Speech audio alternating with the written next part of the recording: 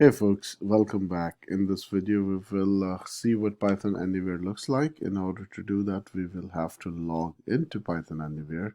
How do you log in? You just click on login and you put your ID and the password that you had created. So I will log in with my ID Cody and I will log in. Voila. So here it is. I'm on Python Anywhere. I have my dashboard. That's what you see when you log in.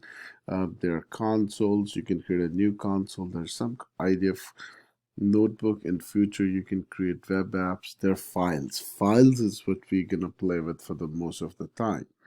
So let's go to files. Once you go to files, you are going to create a new directory for me today. So what does that mean? You go to under files, you have two things. You have directories and you have files, right? Today for Edison codes, we will be creating a new directory under our profile. So it'll be home. So for me, it is home Cody. It will be home and your ID, and directory will be called Edison codes 2020. All the programs that we will write today will be inside this directory today. Good. And it will say new directory. So now if you see home Cody Edison codes in there, the first file we're gonna create will be hello world. Now this is a file in Python. Hello world. So it's a file in Python. What does that mean? That means it's not a Word file. If you create a Word file, that will be hello world.docs, docx. A Python file will have extension py. So hello world.py. If we do not put py, this is not going to work. So make sure you're careful on that. So in my directory Edison codes 2020, I've created a first file that's called helloworld.py. I click on new file. That's when it's going to create. It's going to give you this window. We are right into Python. We're learning Python. Let's write our first line of command. We're going to print. Print is a function that outputs whatever is inside it to the screen.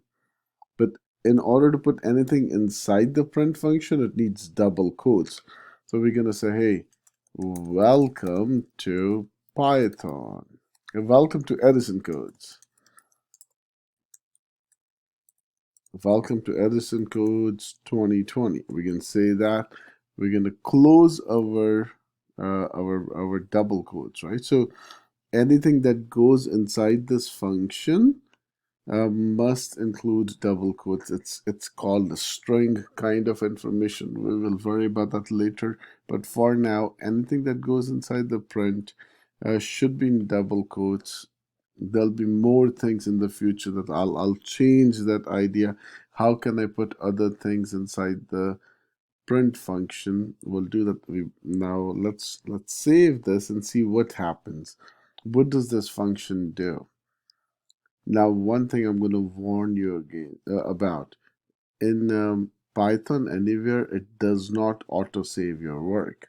So you must click save again and again to make sure that your work is saved. So I've saved my code. I click on run. Run is like you run it's like a play. It says console limit reached. So now Python Anywhere free version gives you only 2 consoles, which is good enough.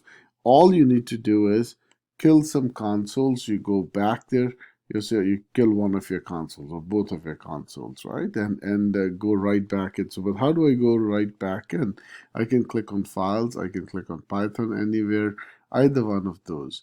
If I click on Python Anywhere, it brings me to my dashboard. I'll have my recent files here. That's Hello World. I click on Hello World now. I'm back in there. I say, hey, run this file. And there you go. Welcome to Edison Codes. And that's the first program we have written in Python. We'll talk more in the next video, but this is all we do in this one. Thank you.